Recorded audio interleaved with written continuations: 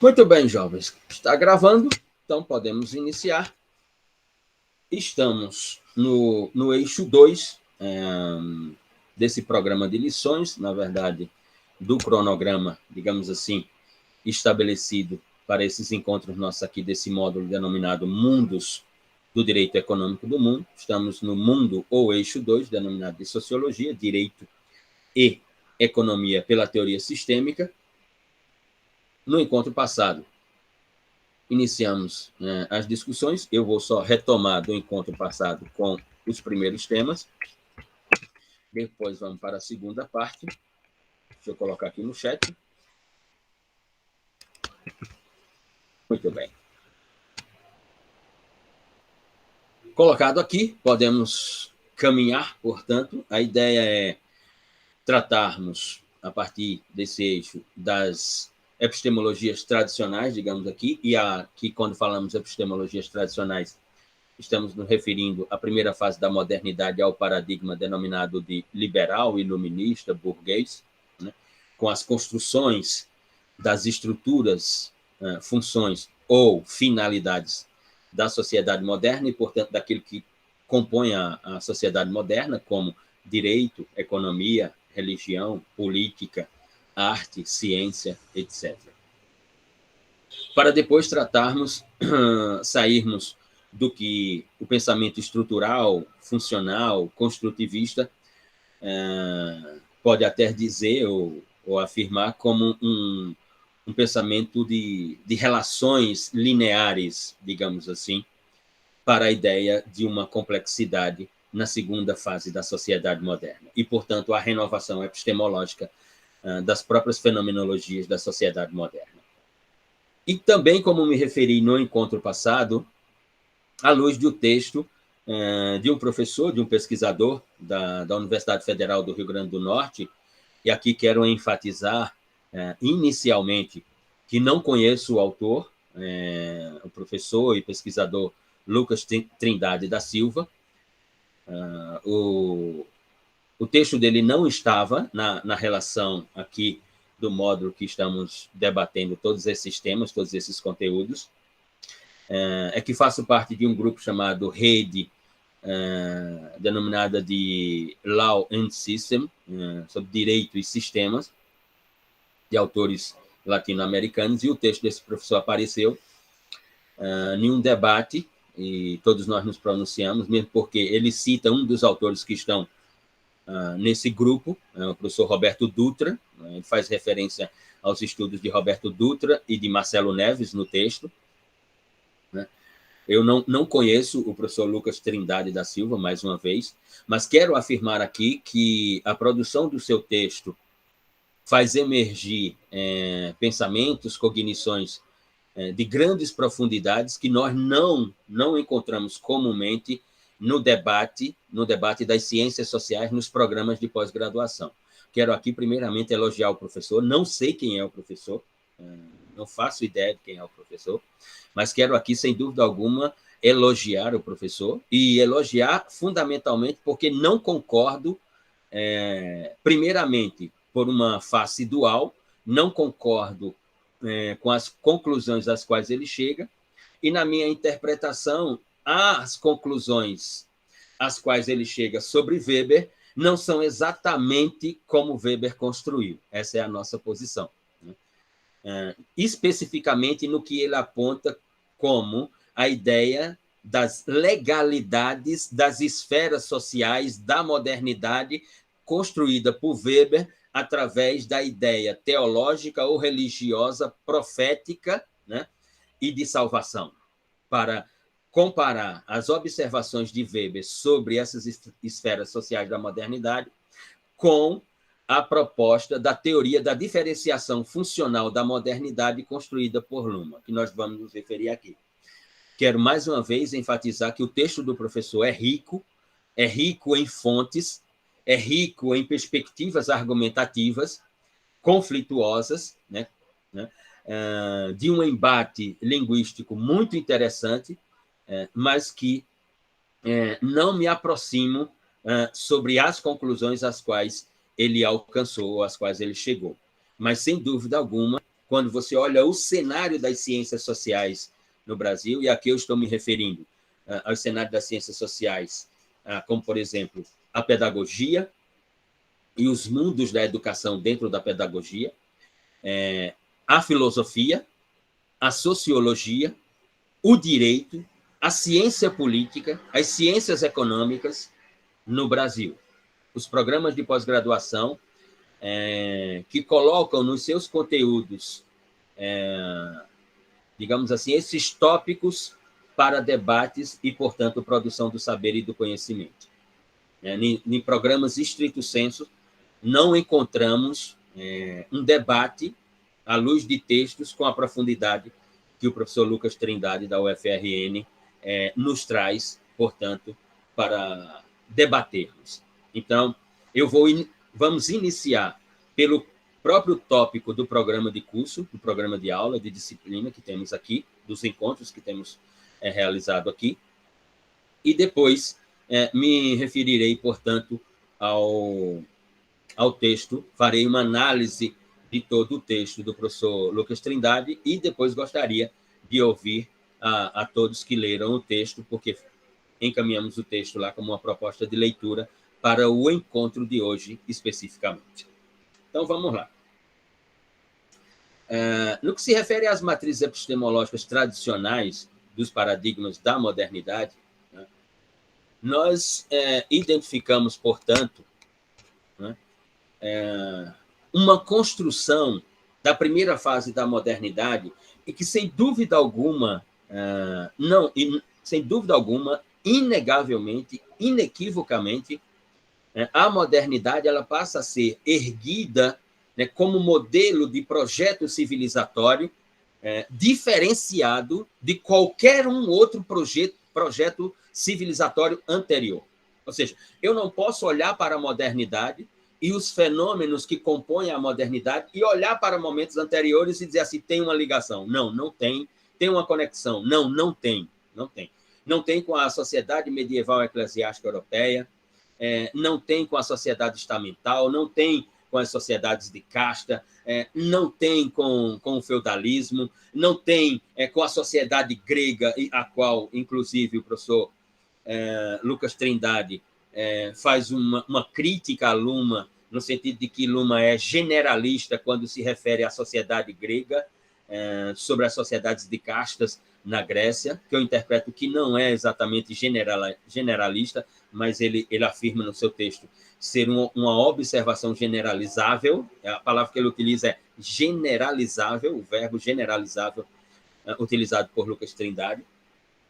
Enfim, a modernidade ela é um projeto único civilizatório na memória dos projetos civilizacionais na nossa observação. Primeiro, como já haviam apontado alguns construtivistas, e como Rafael de Jorge aponta em vários textos seus, mas principalmente no livro de 2010, intitulado de I Mundi de la Società del Mundo, Os Mundos da Sociedade do Mundo, a sociedade moderna é o momento civilizatório no qual tudo é possível. Tudo é possível. E tudo passa a ser possível por quê?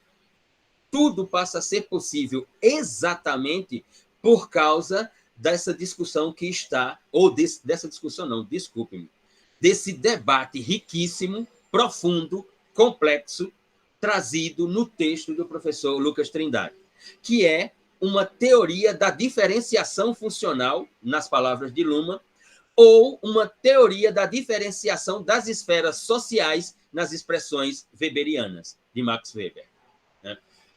Então, quando Rafael de Jorge, quando os construtivistas dizem que a sociedade moderna ela é única porque nela tudo é possível, é exatamente por causa dessa estrutura de diferenciação funcional ou de diferenciação das esferas sociais, que nas outras sociedades, nos outros modelos, isso não foi possível ser construído. E que gera esse embate, segundo Lucas Trindade, entre uma proposta de Weber e uma proposta de Luhmann, que nós veremos em seguida. Significa dizer que nós estamos no início da modernidade, e essa diferenciação, né, ela é construída inicialmente por uma palavra extremamente cara ao pensamento moderno e que fez de um autor, né, o autor mais relevante da modernidade. A palavra é valores, não é outra. E que fez daquele jovem, e que vai se tornar um idoso mais à frente, daquele jovem de Königsberg, como diz Rafael de Jorge mais uma vez, se nós não falamos a língua de Kant, mas nós falamos a língua de Königsberg, lugar onde Kant nasceu, e que hoje se chama Polônia. Então, a sociedade moderna, a sua construção de diferenciação é exatamente por um processo hierárquico valorativo. Ou seja, essa matriz epistemológica tradicional de paradigmas que, na nossa ideia, mesmo ela sendo hierárquica, ela é linear. Ou seja, a vida é mais importante que a liberdade, que é mais importante que a propriedade, que é mais importante do que todo o resto. Que é de uma plataforma, de uma estrutura, de um direito natural para a própria sociedade moderna europeia. Primeiro paradigma da sociedade moderna, ou um dos primeiros, ou o primeiro que ganha a estética maior, ou que conquista a estética maior, a visibilidade maior, não é outro que a ideia do justnaturalismo, ou iusnaturalismo, né, fulminada por Tobias Barreto no próprio século XIX, na Escola do Recife. Então, são, nas nossas interpretações, matrizes epistemológicas, mesmo sendo hierárquicas, elas são lineares. Porque nós não mergulhamos nas complexidades que, por exemplo, o primeiro dos direitos desse justnaturalismo, ele esboça, que é o direito à vida. Porque qual é a ideia de um valor de um direito à vida sem existência? Só a vida não é suficiente, é preciso existir. E para existir, aí entra aqui uma das grandes construções de diferenciação funcional ou de diferenciação das esferas sociais da sociedade moderna. Para existir na sociedade moderna, é preciso você ter direitos. E não só direitos individuais, que é o primeiro paradigma da sociedade moderna. Mas nós notamos hoje, e peguemos, por exemplo, a situação, eu tomei conhecimento através de amigos, né? Notem o que está acontecendo por uma contingência nessa fase da sociedade moderna. Cidades do sul da Itália, de outras regiões na França, estão publicando editais, prefeitos constitucionais publicando editais, convidando as pessoas a se credenciar, a ir morar naquelas cidades, pessoas de qualquer parte do mundo, se preencherem os critérios, porque as cidades foram transformadas em cidades desertas depois de 1 ano e meio de pandemia, não existe praticamente a cidade. Ou seja, sem direitos sociais, você não existe. Só os direitos individuais não lhe dá a ideia de existência. Os direitos sociais, os direitos individuais lhe dá a ideia de vida, não de existência. Os direitos sociais lhe trazem a ideia de existência. E isso é diferenciação. Ou é diferenciação funcional, formal, inflexível, como diz Luhmann, ou é diferenciação das esferas sociais, flexível, interpenetrativas, como diz Weber. Só que em um paradigma, Luhmann utiliza a ideia de teoria da sociedade. No outro, Weber faz uso do paradigma teológico das religiões proféticas e de salvação, como bem enfatiza o professor Lucas Trindade no seu texto. Mas, mesmo nessa hierarquia de valores da sociedade moderna, como constrói Kant, e como nós temos uma série de autores ainda neocantianos, ou se não são completamente neocantianos, e estamos de acordo que não são neocantianos completamente, mas têm uma raiz kantiana inegável, e aqui eu estou me referindo a autores como Habermas, na sua teoria do agir comunicativo, ou no seu livro Texto e Contexto, ou em um livro clássico de Habermas, se é que eu posso falar assim, sobre o discurso filosófico da modernidade. seja em Dworkin, em várias obras, mais especificamente, por exemplo, em O Direito como Teoria da Integridade, seja em Alexi com a sua proposta, ou Alexi para alguns, com a sua proposta de teoria da argumentação jurídica. Enfim, poderia aqui citar mais uma série de autores. Mesmo sendo hierárquico esses valores, eles se traduzem como lineares, sem nenhum debate profundo e de complexidade sobre eles próprios. Porque, por exemplo, como é que não se discute, né, por teorias de complexidades e paradoxais a ideia do direito à vida, né? E como todos afirmam, por exemplo, no direito penal brasileiro, a vida é inviolável. E nós temos no Código Penal um capítulo que vai do artigo 124 ao artigo 128, que tem possibilidades de violação da vítima pelo próprio, de violação da vida pelo próprio direito. Por exemplo, eu tenho duas possibilidades normativas de legalização do aborto e eu tenho mais duas posições jurisprudenciais em grau superior de possibilidades de legalização do aborto. Então, como é que a vida é inviolável? Como é que a Constituição ainda diz que a vida é inviolável? Como é que os autores ainda dizem que a vida é inviolável? Então, você nota a linearidade, a falta de profundidade de discussão, de debates sobre as complexidades das próprias invenções da sociedade moderna, que faz dela moderna e, portanto, diferenciada de todo e qualquer outro modelo de sociedade. É nesse sentido. Portanto, para sair dessa linearidade, e que ela tem um núcleo, né? E ela tem um núcleo reconhecido pelos autores, não como linear, mas ela tem um núcleo reconhecido do ponto de vista da construção metodológica, do ponto de vista da reflexão, da organização, da ordem do discurso, etc., etc., que é o paradigma científico entre sujeito e objeto. Inegavelmente, se constrói ciência por todos os modelos metodológicos, ao método indutivo, ao método dedutivo, ao método dialético, ao método não sei o quê, sempre sujeito e objeto, sujeito e objeto. Esse é o paradigma da primeira fase da modernidade.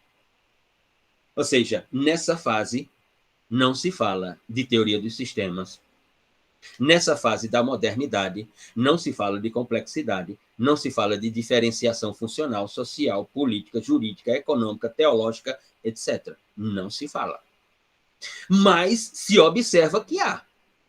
Porque eu não posso, mesmo porque não se fale de diferenciação nessa primeira fase pelos iluministas, pelos liberais, pelos modernos, e aqui eu estou me referindo aos grandes nomes da filosofia, eu estou falando de René Descartes, eu estou falando de Jean-Jacques Rousseau, eu estou falando de Montesquieu, eu estou falando de Voltaire, eu estou falando de uma série de autores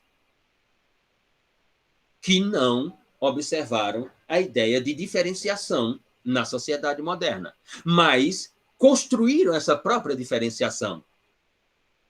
Mas ela não é uma novidade, Luciano. Tem razão, ela não é uma novidade. A ideia de diferenciação já estava lá na sociedade grega com Aristóteles, por exemplo, na sua obra A Política. Depois, ela é ressignificada na obra de Locke, na Inglaterra, sobre política e economia e a sociedade moderna. E depois ela é redefinida, depois ela é, sem dúvida alguma, ela é sistematizada na obra de Montesquieu, O Espírito das Leis, com a divisão de poderes, a ideia da tese ou da construção teórica da divisão de poderes. Isso é diferenciação. Mas mesmo ainda, essa diferenciação, ela é linear. Ela não constrói as argumentações de complexidade, de paradoxalidade e de interdisciplinariedade. Ela não traz isso. Essas ideias não trazem isso. O que nós observamos, portanto, na segunda fase, com o surgimento de pensamentos como o funcionalismo, e aqui a sociologia ela é protagonista, não há como negar isso, E por que ela é protagonista, a sociologia? Porque os autores da sociologia, ou se não os autores da sociologia, mas esse campo das ciências sociais, denominado de sociologia, foi o que mais recepcionou a ideia dos debates sobre ela própria, o que é a sociologia. Ou seja, quando tal Pearson, na realidade sociológica americana, dá ou constrói as bases teóricas de um modelo de sociedade pela ideia de sistemas sociais, pela primeira vez na sociologia americana. Ou um pouco antes, quando Tobias Barreto escreve um texto chamado Variações Antissociológicas no século XIX e afirma categoricamente que a sociologia, aquela que ele observava, a sociologia positivista, por exemplo, de Augusto Comte e de tantos outros autores, ela não traduzia estruturas científicas para descrever o que era a sociedade moderna, porque Tobias Barreto interpretava que a sociedade moderna ela era única em comparação aos demais modelos de sociedade. E, por isso, até aquele momento, a sociologia não mostrava ter estrutura para explicar o que era a sociedade moderna. 60 anos depois que Luhmann sai da Alemanha, vai para Harvard, fica 2, 3 anos com Tal Pearson, depois que Luhmann volta para a Alemanha, depois que Luhmann presta aquele concurso da cadeira de Theodor Adorno no Instituto para a Pesquisa Social da Universidade de Frankfurt, e que se torna a Escola de Frankfurt, que já era a Escola de Frankfurt, reconhecida internacionalmente, e que Luhmann passa por lá, e que ele sai de lá e vai para Bielefeld construir o seu projeto de teoria da sociedade, a afirmação que ele faz 60 anos depois é exatamente a afirmação que Tobias Barreto fez na Escola do Recife, porque Luhmann faz a afirmação de que a sociologia, se ela quer se auto-intitular como sociologia, ela tem que partir das explicações do que é a sociedade moderna. Ora, isso é Tobias Barreto. E quando Luhmann faz isso, a crítica vem em cima dele ferozmente. Porque a partir daquelas construções de 1962, 1963, nós temos a ebulição, e que não é exatamente naquele momento, mas ela é clarificada, digamos assim, a partir daqueles momentos, porque nos anos 50 as discussões no estruturalismo, no funcionalismo, no construtivismo, elas já vinham fervorosamente e numa velocidade também considerável, mas ali nós temos o início do que ele próprio vai chamar de que vou explicar a sociedade moderna pela teoria dos sistemas. E aí, então, como explicar a sociedade moderna pela teoria dos sistemas? Mas qual teoria dos sistemas? E aí, então, é que surge toda, se é que eu posso dizer, novidade, toda a novidade. Eu vou explicar a sociedade moderna pela teoria dos sistemas autopoéticos. E vou dizer, e vou afirmar, qual é a estrutura dessa sociedade moderna que, na nossa interpretação, ela é a tradução de um sistema autopoético. E a estrutura dessa sociedade moderna, que é um sistema autopoético, não é aquela informada por Pearson na sua teoria da sociedade. A estrutura autopoética da sociedade moderna é a comunicação. É o processo comunicativo que faz surgir a informação.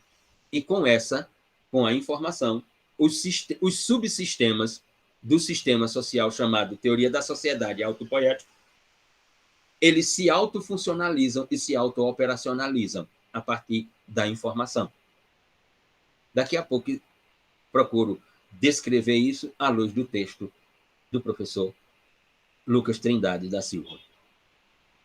E Luhmann coloca de que, por a sociedade ser um sistema de comunicação autopoética, e essa é a estrutura, é que ele constrói a ruptura. essa análise que eu estou propondo, ela só poderá ser feita em um paradigma epistemológico entre sistema e ambiente, e não sujeito e objeto. Não sujeito e objeto.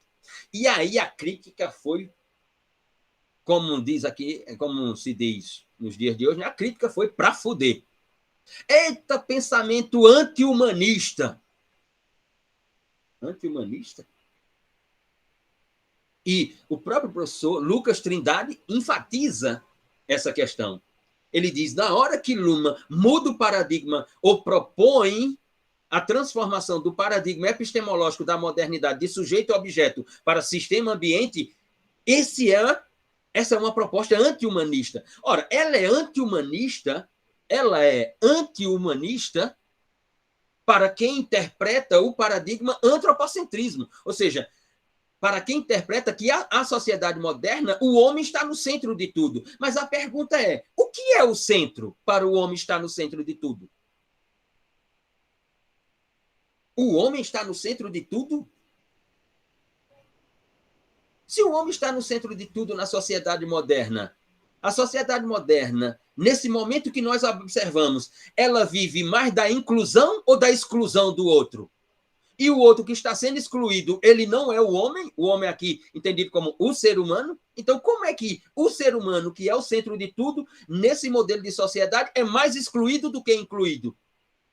Então, realmente, o que é anti-humanista? E no direito, um país que tem uma população carcerária de 814 mil pessoas em cárcere e que 40% dessas pessoas que estão no cárcere não têm uma sentença penal prolatada pela forma de condenação, isso é inclusão ou exclusão pelo direito na sociedade moderna? Essa é a proposta colocada por Luhmann, que ela vai passar a ser observada pela estética do que ele próprio chamou de diferenciação funcional da sociedade moderna. Já falo, Harrison. Diferenciação funcional da sociedade moderna é uma estrutura inventada por Luhmann, quer dizer, pensada por Luhmann numa categoria própria, que tem uma série de contributos. Ela não é puramente luhmanniana. Ela é kelseniana, ela é spiceana, ou seja, de Spencer Brown, ela é de uma série de outros autores. Ela não é só luhmanniana, digamos assim. Mas sobre isso eu me refiro também mais à frente, daqui a pouquinho, quando tratarmos sobre o texto do professor. Harrison, a compreensão da sociedade moderna é pensada de maneira universalista. Para Luhmann, o projeto final da sociedade moderna é a sociedade mundial. Como Lucas Trindade também enfatiza lá e diz, não, isso é um pensamento...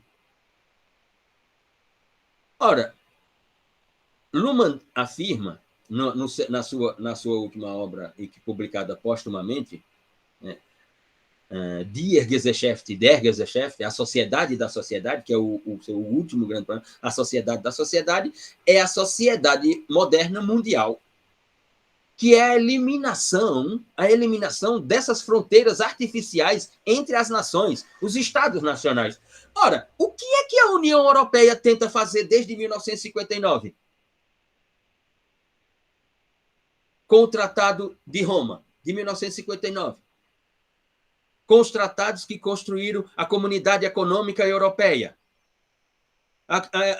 Veja, como é que a União Europeia nasce? Não é a sociedade econômica do aço, do carvão, de não sei o que lá, e depois evolui para o quê? Para um modelo de sociedade de integração social, depois para um modelo de sociedade de integração financeira, que a Inglaterra caiu fora, mas todos os outros entraram, aqueles que vieram para o tratado. Ora, o que é a integração da União Europeia, se não um modelo de sociedade mundial? Já que, inclusive, quebra com o paradigma inicial da sociedade moderna, que são os Estados nacionais. Porque a União Europeia quer uma constituição própria dela, a União Europeia.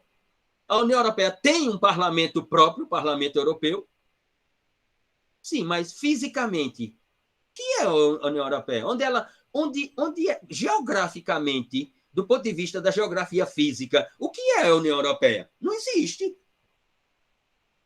Ela é uma fiction, ela é uma invenção cognitiva de funcionalidade e operacionalidade da ideia mundial. Ou seja, os 20 e tantos países que estão lá dentro da União Europeia hoje não podem se caracterizar como Estados nacionais quando nas suas relações com a União Europeia. São Estados nacionais quando se relacionam com outros Estados nacionais. Quando se relacionam com a União Europeia, são o quê? São membros da União Europeia. Não é a União Europeia que é membro desses Estados. Esses Estados são membros da União Europeia. A União Europeia é a sociedade mundial.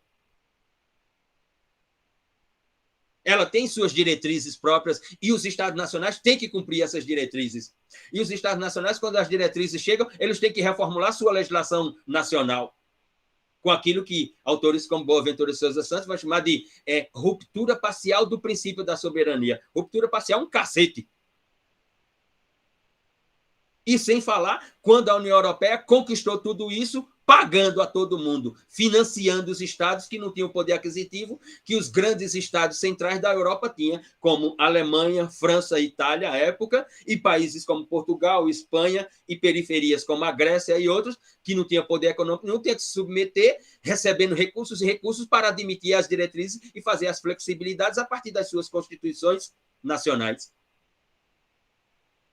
Como que o projeto de sociedade mundial de Luma é uma utopia? Se a União Europeia já o faz naquele continente. Nesse sentido. Então, o que é que acontece nessa virada epistemológica? É que, na primeira fase, eu tenho estudos liberais, estudos modernos, que envolvem todos esses subsistemas da sociedade moderna, por uma ideia linear e hierárquica, valorativa, que na segunda metade, com o surgimento de outras concepções nas ciências sociais, e aqui, volto a repetir, na sociologia e depois na linguística, não no direito, o direito vai se abrir cognitivamente muito mais à frente para isso. Se lá nós tínhamos o paradigma sujeito e objeto, do lado de sujeito e objeto à luz de linearidade, valores e hierarquia, do lado de cá agora eu vou ter, ou seja, nessa segunda metade eu vou ter sistema e ambiente observados, estudados, pesquisados à luz do quê? À luz de complexidade, paradoxalidade, interdisciplinariedade e não valores, hierarquia ou linearidade. Então, o que eu tenho é uma transformação teórica, epistemológica, de observação sobre o sentido, o significado e a memória da modernidade. E aí, nesse ponto, ou seja, nessa discussão toda, como me referi anteriormente, o texto do professor Lucas Trindade, ele nos dá um contributo, sem eu concordar com as conclusões do professor, digo aqui, como adiantei no início, não concordo com as conclusões, não me aproximo, melhor dizendo, não me aproximo às conclusões que o professor Lucas Trindade chegou, mas interpreto que o texto dele é de uma riqueza linguística, de fontes, de problematização, de debates, que nós não estamos acostumados aqui na academia. E eu estou falando aqui do PPG-CJ ao outro programa que também colaboro no PPG-DH, assim como outro que colaboro na UNIT, na Universidade dos Estudos Internacionais de Roma. Não observo essas, digamos assim, essas configurações de debate com tamanha profundidade. Por isso que pedi para que pudessem ler o texto, para que pudéssemos também aqui produzirmos um debate acerca do que propõe esse módulo e também da produção textual do professor Lucas Trindade. E essa segunda parte aqui, que eu vou colocar, ficará para o próximo encontro que teremos como desfecho, portanto, dos debates desse módulo, ainda no Mundo ou Eixo 2. Essa segunda parte aqui, especificamente sobre a teoria sistêmica, sobre as bases do construtivismo, sobre essa virada que nós estamos falando, que é a virada epistemológica de sujeito-objeto para sistema-ambiente, proposta unicamente por Luhmann no seu modelo de teoria dos sistemas sociais autopoéticos, porque isso não foi proposto por Talcott Peirce lá na sua teoria dos sistemas sociais na sociologia americana, isso não foi proposto por outro autor. Essa é uma divisão colocada por Luhmann na sua teoria dos sistemas sociais autopoéticos.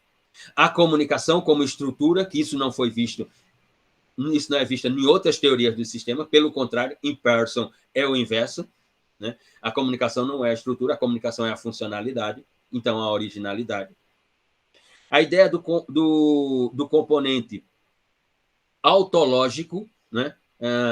Mencionada por Lucas Trindade, e que se traduz por uma ideia de paradoxo e constituição da realidade, a realidade funcional dos sistemas, ela é construída pela paradoxalidade, já nos referimos aqui. Pegue, por exemplo, a pena privativa de liberdade na sociedade moderna.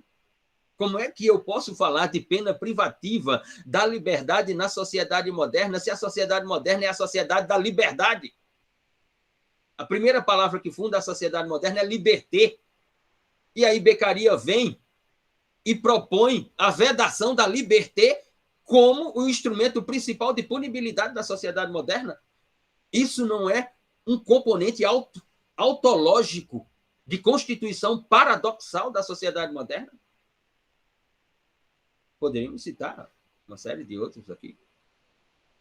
E, fundamentalmente, a ideia de interdisciplinariedade como a ideia de construção, de distinção, de conceito e definição para os discursos da modernidade.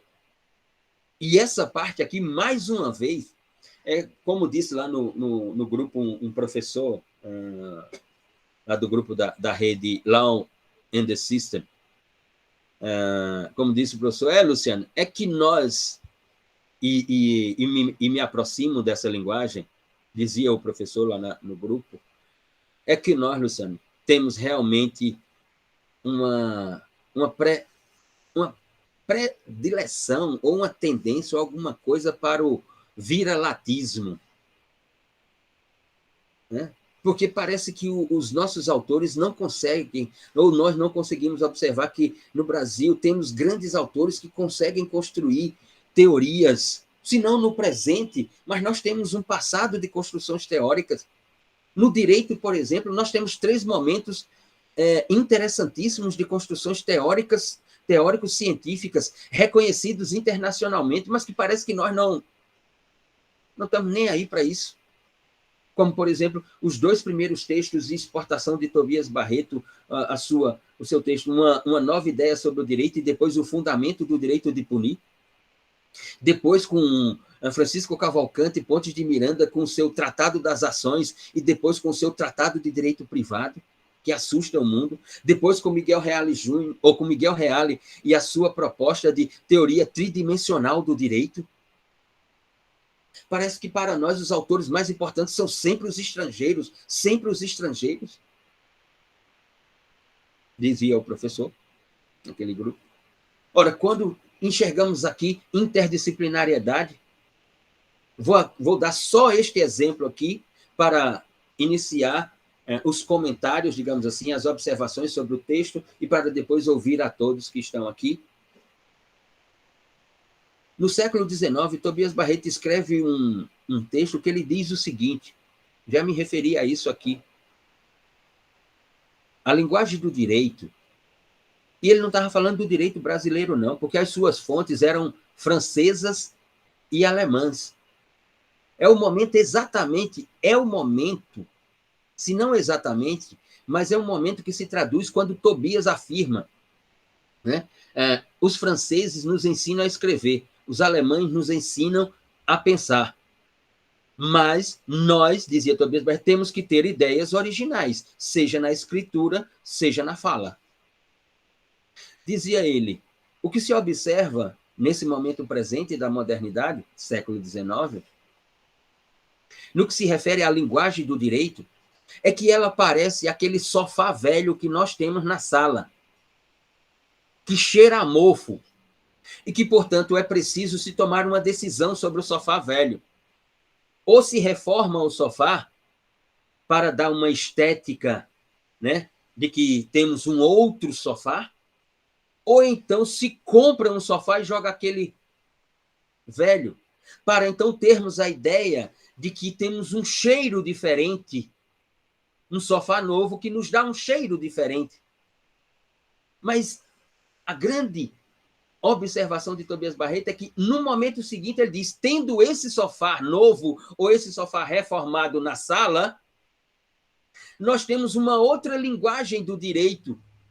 Mas isso quer dizer que, para termos um sofá novo na sala ou reformado, é preciso que o direito vá a outros espaços científicos, se apropriar daquelas linguagens para trazer para o direito, para ele se permanecer como direito nessa outra linguagem, que agora será a linguagem do direito. Ou seja, o sofá novo ou reformado, que agora representa o direito, é com uma linguagem que não é do direito, mas que, quando ela chega ao direito, ela é transformada numa linguagem do direito, ou naquilo que nós chamamos de linguagem jurídica. O que é que Luhmann vai construir 60 anos depois? Luhmann vai se apropriar de linguagens da biologia, para, como, por exemplo, autopoiese, para dizer que os sistemas sociais são autopoéticos e que a sociedade é autopoética pela estrutura chamada comunicação, linguagem. Quando Luhmann se apropria da linguagem da cibernética e tantos outros autores para construir discursos jurídicos, quando Luhmann faz simplesmente a seguinte afirmação e publica um livro em 2 volumes sobre essa afirmação. Um fenômeno é a sociologia. E o que ela estuda? A sociologia, ela tem a função de explicar o que é a sociedade moderna. Outro fenômeno é a sociologia do direito. E esta tem a função de explicar o sistema do direito. Qual a estrutura do sistema do direito? A estrutura do sistema do direito: norma e decisão judicial. Qual a função do sistema do direito nessa sociedade moderna? A função do direito nessa sociedade moderna: minimizar as complexidades das relações sociais, que são relações puramente comunicativas. Quando tiradas da sociedade, levadas para o direito, elas deixam de ser relações sociais e passam a ser problemas jurídicos ou complexidades jurídicas, que o direito agora tem que tomar uma decisão sobre elas, minimizando as complexidades da sociedade moderna. Mas muitas vezes, quando o direito toma uma decisão, em vez dele minimizar, ele maximiza os problemas da sociedade moderna ou as complexidades da sociedade moderna. Então, a sociologia do direito não tem nada a ver com a sociologia. A sociologia do direito tem a função de explicar o sistema do direito. A sociologia tem a função de explicar a sociedade moderna. E como é que se explica a sociologia do direito sem outras linguagens? Ou seja, sem um sofá reformado ou sem um sofá novo na sala, como é que se explica a sociologia do direito penal, do direito constitucional, do direito administrativo, do direito do trabalho, do direito civil? Como é que se explica sem uma linguagem interdisciplinar? Ou seja,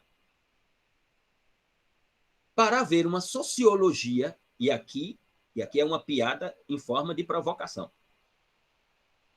para se explicar ou observar a sociologia do direito, é sair para comprar um sofá.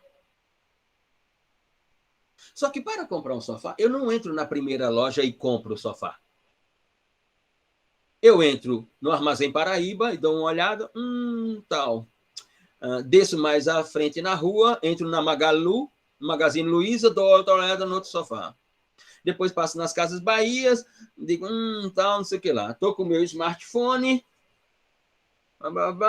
dou uma olhada no site das Americanas e digo, já passei no Armazém Paraíba, na Magalu, na Casas Bahia.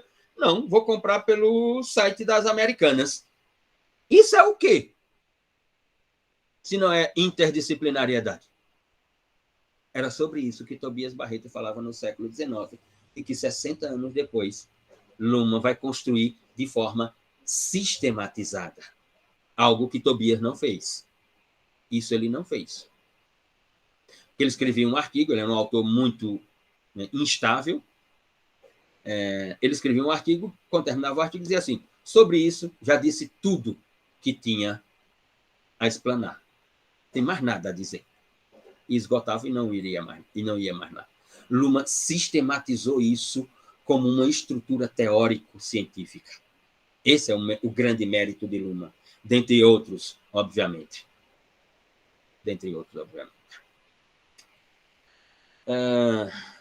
Mais uma vez, afirmo, não conheço o professor, não sei quem é o professor, mas admiro a construção que ele realizou no texto, né?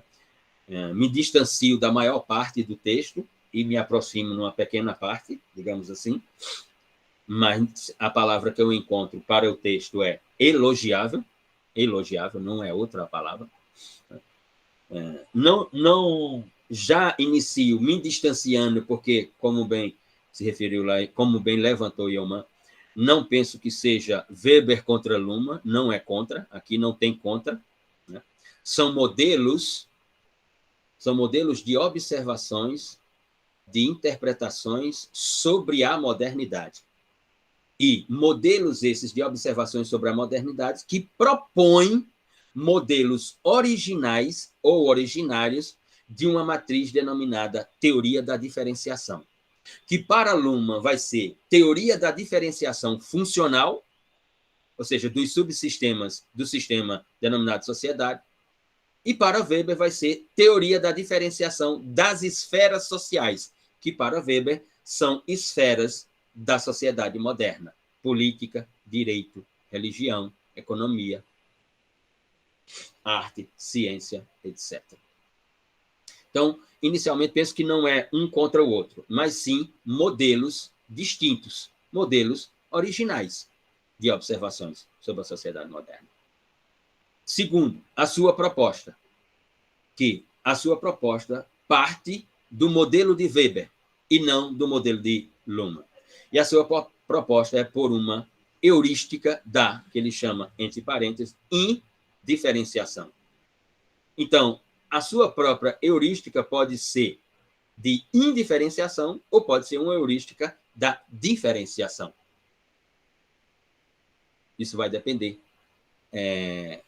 das observações acerca de todos esses fenômenos da sociedade moderna.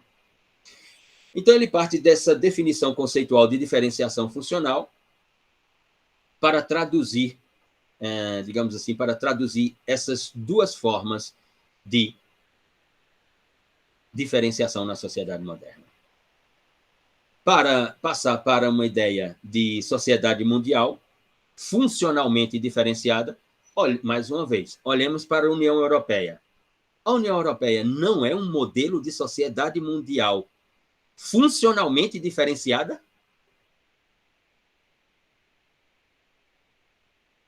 Ou eu posso dizer que na União Europeia está tudo junto e misturado, como era na sociedade medieval eclesiástica europeia? Política, direito, religião, arte, ciência, está tudo num balaio só? Ou há uma funcionalidade diferencial na União Europeia? Quem tem competência para o quê e quem não tem competência? Por exemplo, a União Europeia, para ter legitimidade como União Europeia, para emitir as suas diretrizes jurídicas, ela teve que inventar o quê? Ela teve que inventar um parlamento. Um parlamento que é formado por membros dos países membros da União Europeia. Cada país tem uma cota de deputados, que eles chamam de deputados euros.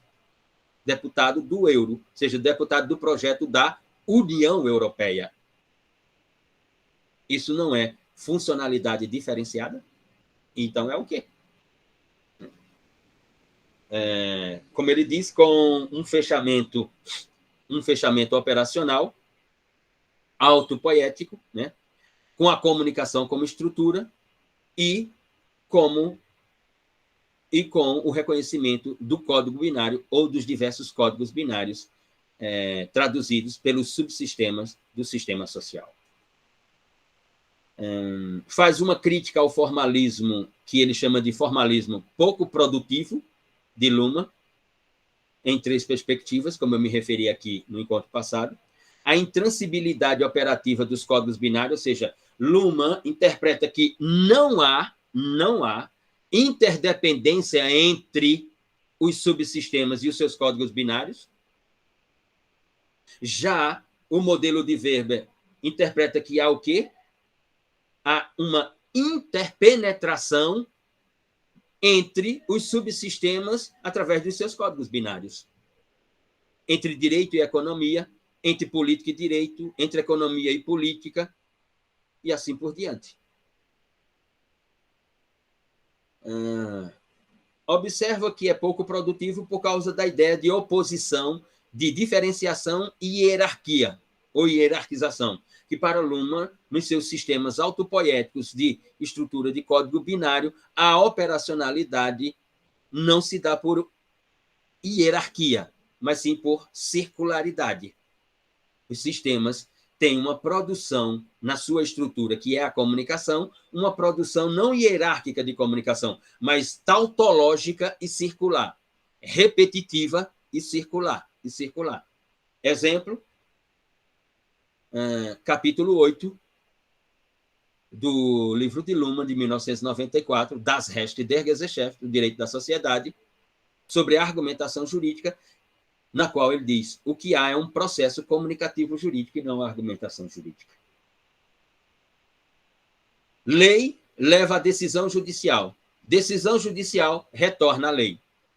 Ou seja, a lei tem que ser negada para haver uma decisão judicial. Essa decisão judicial, que só é possível com a negação da lei, só se faz decisão judicial retornando à lei, para afirmar nela própria a decisão judicial se a lei foi negada ou não foi negada, se alguém vai ser condenado ou absolvido. Isso Luhmann chamou circularidade tautológica, porque sai da lei, vai para a decisão judicial, retorna da decisão judicial para a lei com um discurso que é repetitivo, tautológico. Aqui está um subsistema no seu código binário de diferenciação circular e tautológica, e não hierárquica. Não há hierarquia entre decisão judicial e norma, entre norma e decisão judicial. Não há hierarquia entre argumentação de acusação e argumentação de defesa. O que nós falamos no direito não é sobre hierarquia, nós falamos de ausência de paridade de armas, mas não de hierarquia.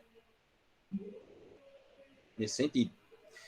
E, finalmente, a sua ideia de crítica ao formalismo pouco produtivo de Luhmann é de que existe uma impossibilidade de pensar os processos de indiferenciação. Sim. Uhum.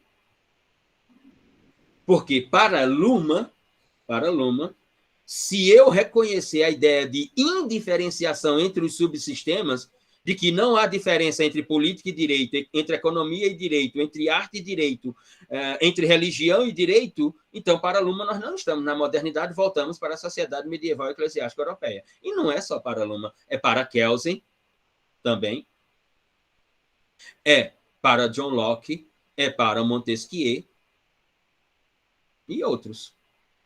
Se Luhmann reconhecesse que há uma indiferenciação entre esse subsistema, para ele, nós não estaríamos na modernidade, porque a modernidade, para Luhmann, é exatamente a diferenciação funcional entre os subsistemas dela, a modernidade.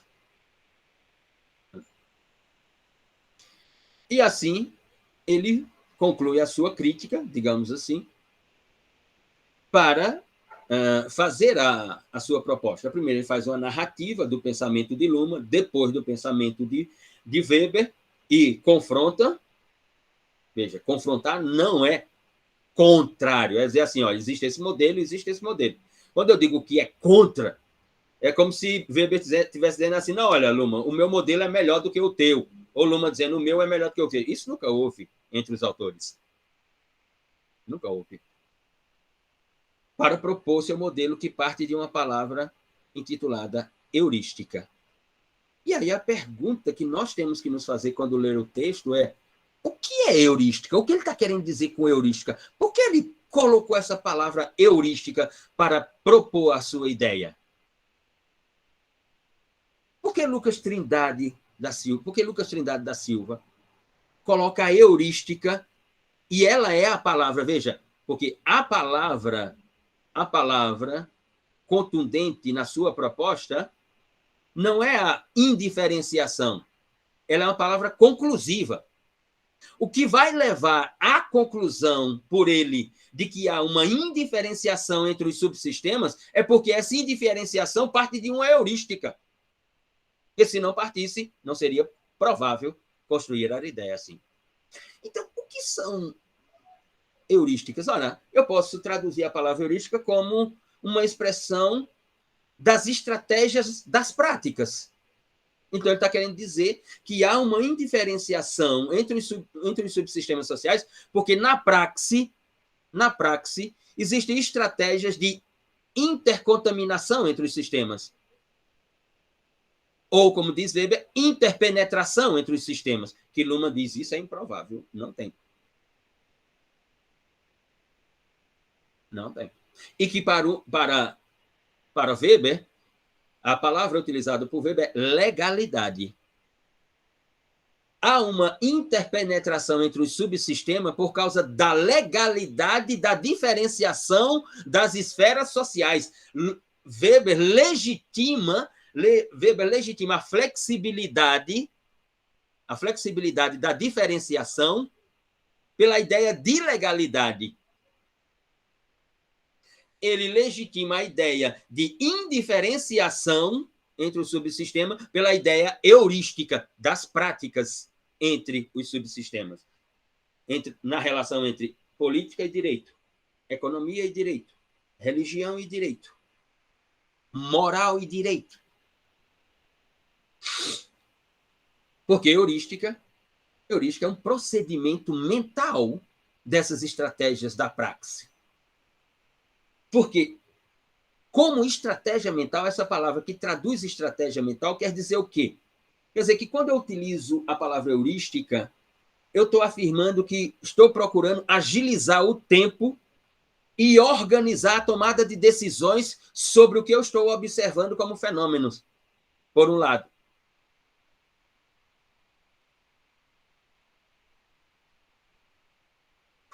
E, por outro, essa tomada de decisões me levará a uma funcionalidade dos sistemas, se não permanente, constante. Ou seja, são atalhos. Eu procuro construir atalhos para a funcionalidade dos sistemas. É o que ele está querendo dizer. Essa indiferenciação é quando a política constrói atalhos para penetrar no direito, fazendo com que a gente pense que ainda é direito, mas sendo política.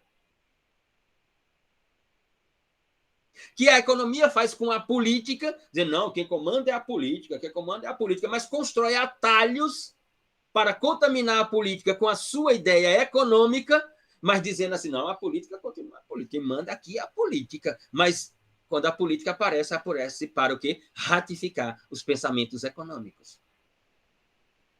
Quando o direito aparece para ratificar os pensamentos políticos. A heurística é utilizada aqui como estratégia de agilização, de ganhar tempo para organizar as tomadas de decisões, fazendo com que permaneça uma estética de funcionalidade autônoma dos sistemas, quando não há mais, por causa, seja com Weber, da interpenetração, seja com ele, Lucas Trindade, com a indiferenciação, e que Luhmann nega uma ou outra, porque para Luhmann isso não acontece. Ou seja, a heurística como elemento linguístico para fazer surgir a tomada de decisões gastando menos tempo. Não só gastando menos tempo, mas também empreendendo menos forças, fazendo menos esforços. E aqui já adianto uma parte. Se isso acontece mesmo, quando acontece para Weber, por exemplo, não acontece pela legalidade, que Weber diz que tem que haver.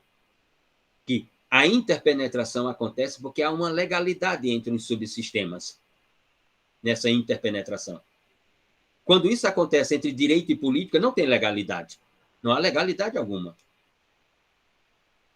Dou exemplo. Exemplo que podem ser caracterizados como indiferenciação por Lucas Trindade ou por interpenetração por Weber, mas que não tem legalidade alguma. Não tem legalidade alguma. O caso, por exemplo, de Sua Excelência, o deputado federal Daniel Silveira. Quando ele faz suas incursões políticas pela ideia de liberdade de expressão, mas que a própria liberdade de expressão não permite aquelas expressões, como legitimar um AI-5, que acaba com a própria liberdade de expressão, como legitimar a destituição dos membros do Supremo Tribunal Federal, que acaba com a ideia de legalidade. Então, não há legalidade na interpenetração aqui, e se é uma indiferenciação, ela é extremamente danosa e não positiva, como Lucas Trindade pensa que elas podem ser. Elas são extremamente danosas.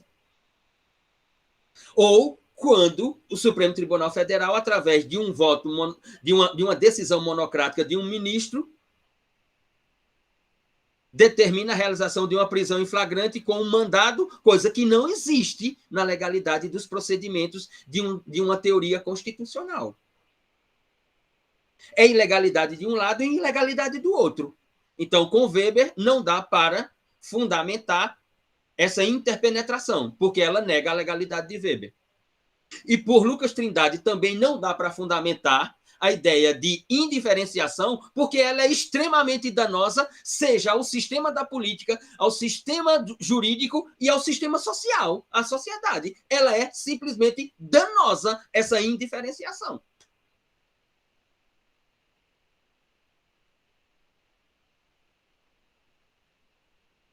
Diz ele, diz Lucas Trindade, Weber e a construção das diferenciações das esferas sociais. Luhmann e os esforços, e são esforços mesmo, não tenha dúvida. Assim como para Weber também foram esforços. Assim como para Kelsen, né, a diferenciação entre direito, política e moral foram esforços extraordinários para uma dogmática como ciência do direito. Não foi fácil chegar àquilo. Luhmann e os esforços de uma teoria da diferenciação funcional. E aí ele diz, ele já informa qual é a finalidade do texto. Ele já informa qual é a finalidade do texto. Ou seja, o texto tem a finalidade, né, da construção de uma ponte entre a sociologia histórico-comparativa, coisa assim, das religiões e os textos metodológicos. Significa dizer que ele já está dizendo que, por exemplo, as construções sociológicas, histórico-comparativas das religiões não são textos metodológicos? Não são textos metodológicos? Para se comparar com os textos metodológicos, o que Weber construiu não é metodologia? É constatação de operacionalidade da praxe dos sistemas sociais assim, e ponto e acabou? Não tem uma metodologia? Como diz ele, a ideia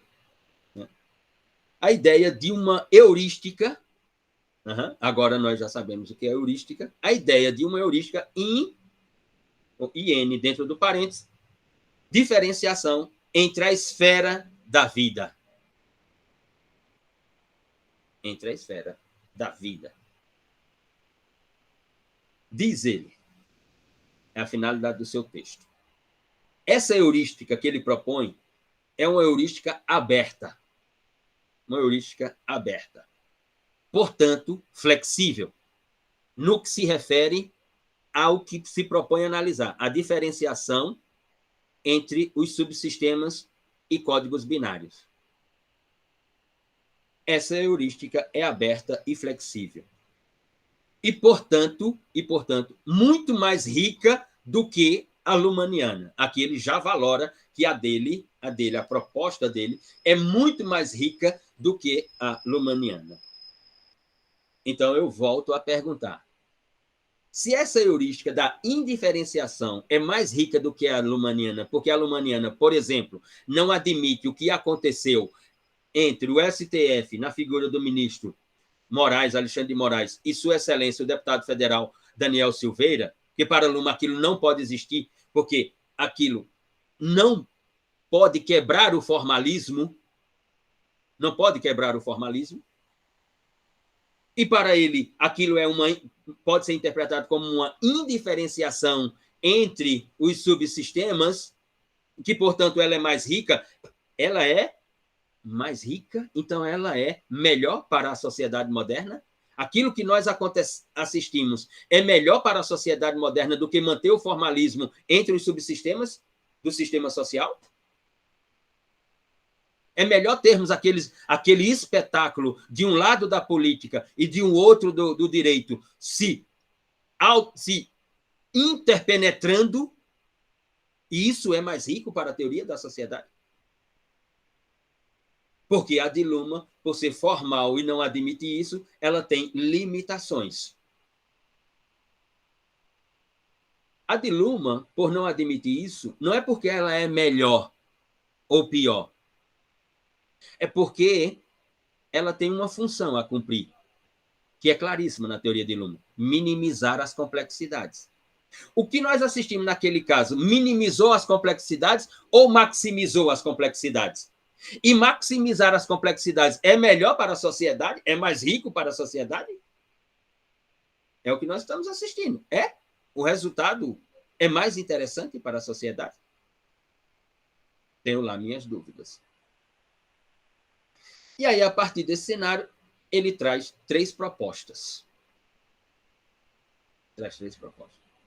A primeira delas, tratar o conceito de diferenciação funcional em Luma e suas implicações.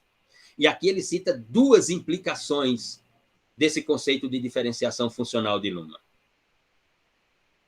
Primeira implicação concentra, segundo ele, concentra nas considerações intermediárias e seus vínculos com o que chama Wissenschaft-Lehre.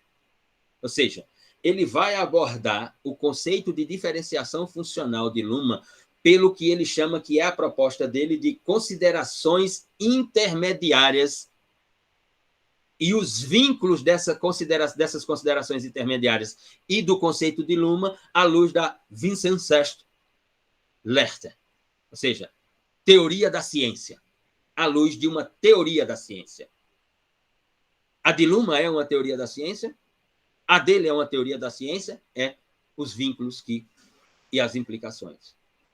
E a segunda, ele diz, concluir com a ideia de argumentos enriquecidos dos elementos anteriores. Ele está dizendo que vai dar uma ressignificação ou uma estética a esses argumentos anteriores muito mais rica do que aqui a teoria da diferenciação funcional de Luma oferece. E ele fará isso para uma indiferenciação, de uma heurística da indiferenciação com base no conceito de Weber e não de Luma. Ele vai enriquecer o que Weber construiu, porque para ele é o caminho, mas ele tem um modelo próprio e que é muito melhor do que a de Luma. E para tratar esse conceito de diferenciação funcional, ele vai, então, diz, a partir da mudança que Luhmann propõe de sujeito-objeto para sistema-ambiente. E que essa é uma mudança anti-humanista. Mas o que é ser anti-humanista?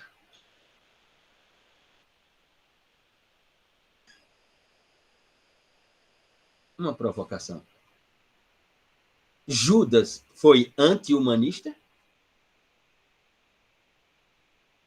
Quando Pedro negou Cristo por 3 vezes, foi anti-humanista? Não, Luciano, não é por aí. Eu sei, é só uma provocação. Eu sei.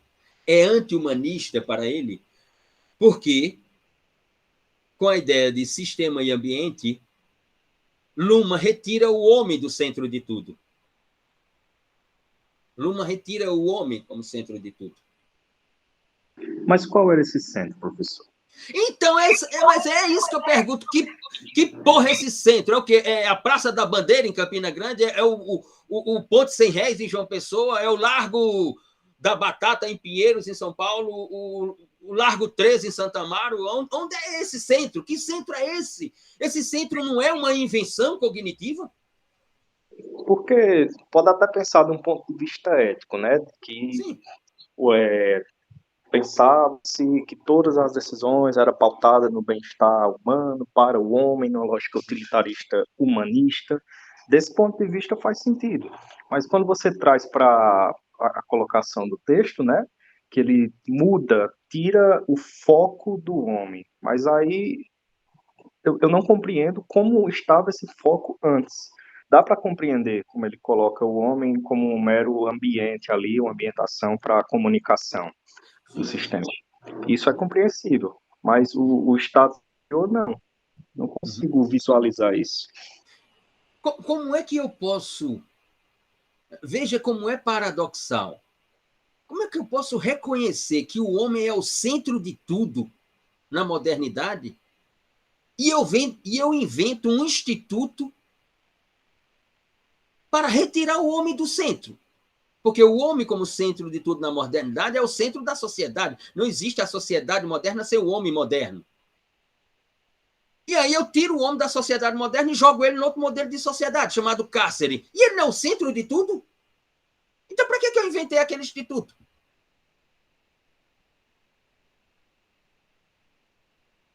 E que, inclusive, tira dele um dos valores dessa sociedade moderna, a liberdade. Como é que ele é o centro de tudo? Mas a gente pode indagar também que na sociedade moderna, por exemplo, a nossa própria compreensão atual do direito, os valores não são absolutos. Claro que Então, não, claro que não. Então eu posso partir de que a ideia do homem como centro de tudo, ela não é absoluta. perfeitamente. Então, qual é o problema de Luhmann ter tirado o homem do centro de tudo? Qual é o problema? Não vejo qual é o problema. Se nada é absoluto, né? E depois de Einstein isso ficou mais do que explicado. Se nada é absoluto na sociedade moderna, qual é o problema de tirar o homem do centro?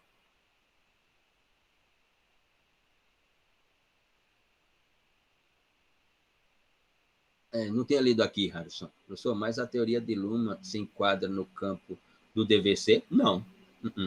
Claro que não. Não. Senão eu teria que reconhecer Luhmann como um neocantiano. Se há uma coisa que Luhmann não é neocantiano.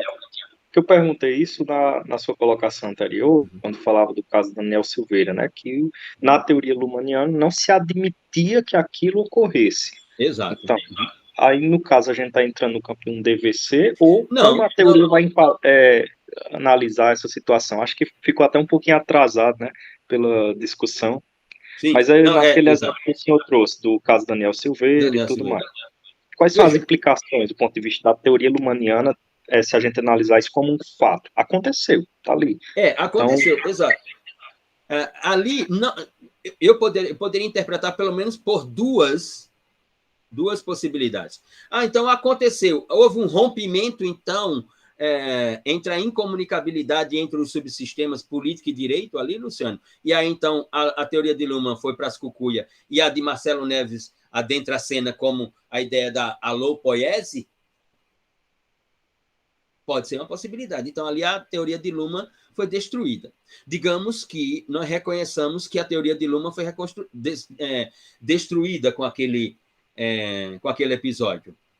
Porque Luhmann diz que os sistemas, os subsistemas através dos seus códigos binários não se comunicam, porque são autopoéticos, né? E as suas decisões são tomadas a partir de si próprio e autorreferenciais. Se isso não aconteceu, e sim o contrário, e houve interpenetração, então a teoria de Luhmann foi aniquilada ali. Se a teoria de Luhmann foi aniquilada ali, isso é interessante para a sociedade moderna? Contribui para a sociedade moderna ser moderna? Ou joga a sociedade moderna no medievo, se isso aconteceu? Porque isso acontecia na esfera medieval, não? Ou na sociedade medieval, não? Alguém tinha um pensamento contra o príncipe, a igreja dizia, vinha, não, você não pode ter esse pensamento, bal, guilhotina, pá. Ou ia para a praça pública, ser tocado fogo, né, com um carrasco, etc. Ali não havia diferenciação funcional. Ou então o episódio entre a igreja e Galileu. Hã? Entre a igreja e Galileu. É outro episódio que pode ser levantado. Isso contribui para a sociedade moderna ser moderna? Ou isso também, ao ser reconhecido, não apenas destrói a teoria de Luhmann, mas também destrói a ideia de modernidade?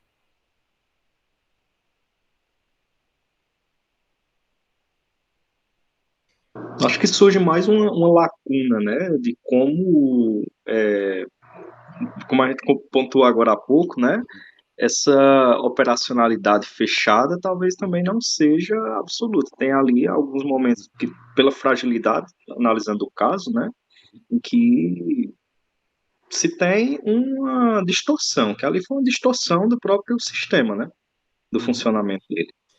Algo que A fugiu questão do que eu padrão. tenho ali, a questão que eu tenho é dizer assim,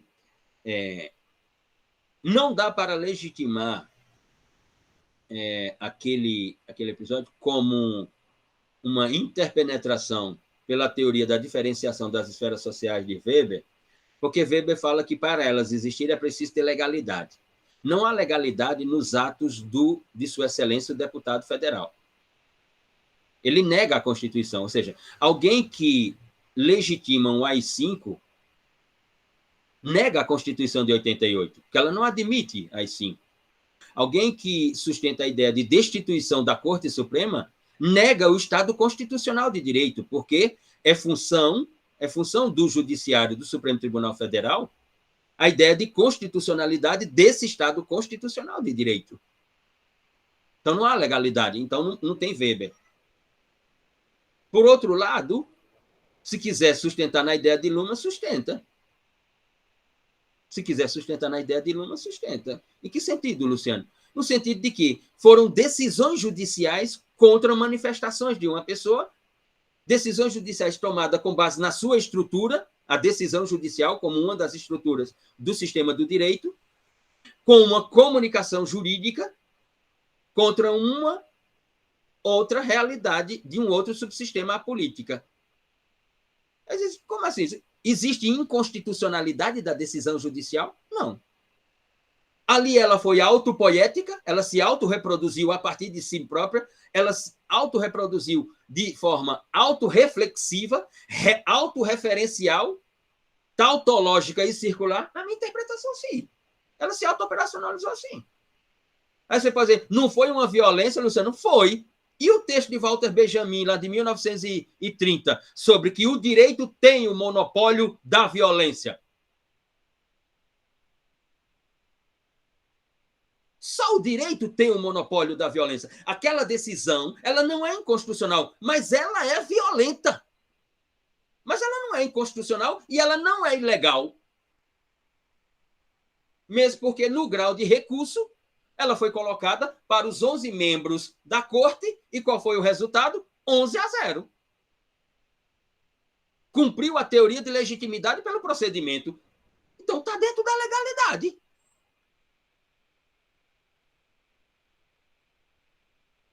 Ela é só violenta, na minha interpretação. Porque o ministro que toma a decisão de dar o flagrante, ele o faz por uma decisão judicial. Uma estrutura do direito. Depois ele recebe o pedido de recurso de revisão daquela sua decisão. O que é que ele faz? Ele toma outra decisão? Não. Ele encaminha para o plenário da corte. A corte, que é da qual ele participa, autopoeticamente, ele e os demais 10 e a corte tomam uma decisão que é o quê? Uma decisão judicial na estrutura do direito. Aqui eu tenho autorreferencialidade, eu tenho autorreprodução da decisão monocrática para qual? Para ao plenário da casa, autorreprodução. Eu tenho autorreferencialidade, que os outros 10 tomaram uma decisão se autorreferenciando na decisão monocrática, reflexividade, porque eles imaginaram toda a complexidade da situação, tautológica, porque a linguagem é repetitiva, e circular. Saiu de uma decisão monocrática para uma decisão colegiada, que voltou para a decisão monocrática ser ratificada a não liberdade daquela manifestação do mundo político. Não houve interpenetração nenhuma do direito na política ali. O direito fez tudo com base no próprio direito, obedecendo a teoria da legitimidade pelo procedimento. Todos os procedimentos ali foram realizados à luz do que determina para uma decisão judicial ser decisão judicial. Agora, ela é violenta? Ela é violenta. Ela era inconstitucional? Não. Esse argumento foi de Sua Excelência, o presidente da República. Essa decisão é inconstitucional. Não existe inconstitucionalidade da decisão judicial.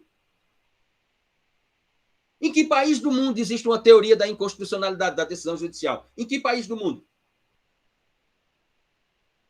Me diga um país que reconhece a teoria da inconstitucionalidade da decisão judicial no mundo ocidental? Só os países que destituem as cortes. Aí sim. Está. Aí sim a gente se aproxima do medievo. Aí não tem a menor dúvida. Não tem a menor dúvida. Então, ponto. A substituição sistema-ambiente, né, em relação a sujeito-objeto, para ele, que é um argumento, sinceramente, né, pela proposta do texto, que é tão rica a proposta do texto, é um argumento superficial. Até Marcelo Neves reconhece isso nos textos dele. Quando os autores vêm com esse argumento anti-humanista de Luhmann, ele diz, não, humanista não. É um argumento extremamente superficial para uma proposta tão profunda como a dele. Por que, Luciano? É anti-humanista porque tira o homem do centro de tudo e impõe a comunicação como centro. Não, Luhmann não impõe a comunicação como centro.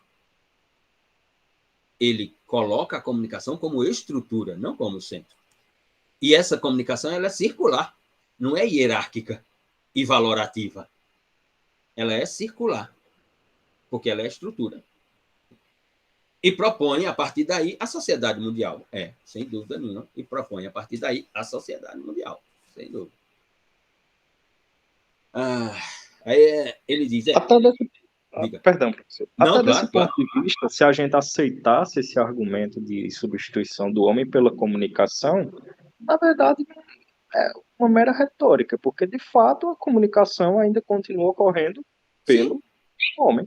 Sim. Então, não há nenhuma modificação de lugar. Pode alterar, no máximo, o foco, né? Em algo mais específico ainda da relação humana, que é a comunicação. Porque, como diz Marcelo Neves em alguns textos, ele assim, e até já debatemos sobre ele, não, Luciano, esse argumento anti-humanista, Laura, ia trocar 6 por meia dúzia. Esse argumento anti-humanista não explica nada. Quando eu digo, Harris, você é um anti-humanista, isso explica o quê? Aliás, eu vou até usar uma frase teológica, né, do cristianismo. Né? Isso explica mais Luciano, que está acusando Harrison de ser anti-humanista, do que Harrison. Né? Ou seja, quando Paulo fala de Pedro, eu sei mais de Paulo do que de Pedro, diz o cristianismo. Como diz Marcelo Neves. Veja, então o oxigênio é anti-humanista. Porque se o oxigênio se separar do homem, como é que o homem vive? Vai ter vida para o homem sem oxigênio? Não. Então, se o oxigênio desaparecer, se ele disser assim, ei, tchau, humanos, estou caindo fora, tem mais oxigênio não. Ele vai ser anti-humanista? O oxigênio? Não me parece. Não me parece. Existem sistemas autorreferenciais e autopoéticos, que são sistemas de comunicação e informação. Esse de Luhmann é um deles. Né? Quando ele diz isso, veja só, é que, no caso do direito, por exemplo, vamos lá. No caso do direito, digamos assim, matar alguém. Está lá no caput do artigo 121. Matar alguém. Isso é a negação de uma norma. Ou seja, isso é a negação de uma comunicação. Isso é a negação de um texto. Isso é a negação de uma estrutura do direito. Os sistemas autorreferenciais e autopoéticos, diz ele, funcionam na base da comunicação e da informação. Exatamente. Exatamente. Aliás, essa é uma das grandes engenharias cognitivo-linguísticas ofertada por Luhmann à teoria do direito, à sociologia do direito. Por quê? Veja, eu só vou poder falar de direito, eu só vou poder falar de direito penal, eu só vou poder falar de direito processual penal, eu só vou poder falar de execução criminal quando alguém mata outrem, em havendo uma previsão legal sobre isso, que é a estrutura do direito, a lei, que é uma forma de comunicação. Aliás, que é a forma de comunicação do direito. A primeira, a estrutura comunicativa do direito. A segunda é a decisão judicial. Quando alguém mata outrem, então, ocorre o quê? Uma negação da estrutura do direito, uma negação da comunicação do direito. O direito vai à política resolver esse problema, o direito vai à economia resolver esse problema, o direito vai à religião resolver esse problema. Em outros momentos, ia. Lembra a lei de Moisés? As 10 tábulas? Ia. Aqui não. Aqui o direito vai ele mesmo. Ou seja, o direito sai do artigo 121 com toda uma legitimidade de procedimento, acusação, defesa, produção de provas lícitas, contraditório, devido processo legal. Estou falando tudo em tese do que está na própria estrutura do direito, na lei. Até a decisão judicial. Quando chega na decisão judicial que ela se autoprolata, ou seja, que ela se autorreferencia, ela se autoproduz, ela se autorreferencia, ela se autoobserva, ela é tautológica, ela é circular autopoieticamente, tudo autopoieticamente. Quando ela se torna decisão judicial, ela se torna com base no quê? Porque ela analisou o artigo 121, então ela retorna ao artigo 121. A argumentação, digamos que a argumentação de acusação sobre o crime de homicídio foi a vencedora e, portanto, a decisão judicial é condenatória. Quando a decisão judicial é condenatória é porque ela está afirmando que o artigo 121 foi negado e, portanto, que alguém agora vai cumprir pena. A argumentação acusatória que venceu e que, portanto, conseguiu a condenação muda a lei? Não muda a lei. Luhmann chama isso de o direito filtrado pelo direito autopoieticamente. A argumentação parte do artigo 121 com o objetivo de obter a decisão judicial, com tudo dentro do direito auto se reproduzindo, numa autorreprodução. Quando vem a condenação, que é o objetivo da argumentação acusatória, e assim se realiza, a argumentação acusatória se autorreproduz entre lei e decisão judicial dentro do direito, sem sair do código binário do direito. Ela se torna o acoplamento estrutural entre decisão judicial e previsão legal. O texto. Aqui está o acoplamento estrutural. A argumentação acusatória, que agora tem uma decisão judicial condenatória à luz do artigo 121. Luhmann chamou isso de o direito filtrado pelo direito. Mas aí ele diz, mas isso pode minimizar as complexidades, como pode maximizar as complexidades, porque é incontrolável. Claro que é incontrolável. Claro que é incontrolável, porque na própria estrutura do direito tem uma previsão sobre a livre convicção do Estado juiz, do magistrado, do juiz. Então, a argumentação acusatória não tem certeza que se vai conseguir a sentença. Assim como a defesa técnica não tem certeza se o seu cliente vai sair absolvido. Claro que é incontrolável, mas não por ser incontrolável, não quer dizer que não seja direito filtrado pelo direito. É direito filtrado pelo direito, porque nada saiu aí do direito. Diga, Alisson. Nessa lógica, a gente pode considerar um acoplamento estrutural também a escolha política. Então, por exemplo, quando falando do exemplo, né, de matar, é uma escolha política tipificada como um crime, obviamente. Então, a gente pode colocar essa decisão do que é lícito, do que é ilícito, com um acoplamento entre o direito e a política, necessariamente? Não, penso que não. Não, porque aí a construção do que é crime ou do que não é crime, né, ela é um processo, primeiro, um processo comunicativo, de uma constatação das relações sociais, da comunicação pela comunicação, seja uma comunicação que olha uma relação social de que o marido matou a mulher. Eita, aí vem outra comunicação dizendo isso aqui precisa ser criminalizado. Então, é comunicação em cima de comunicação.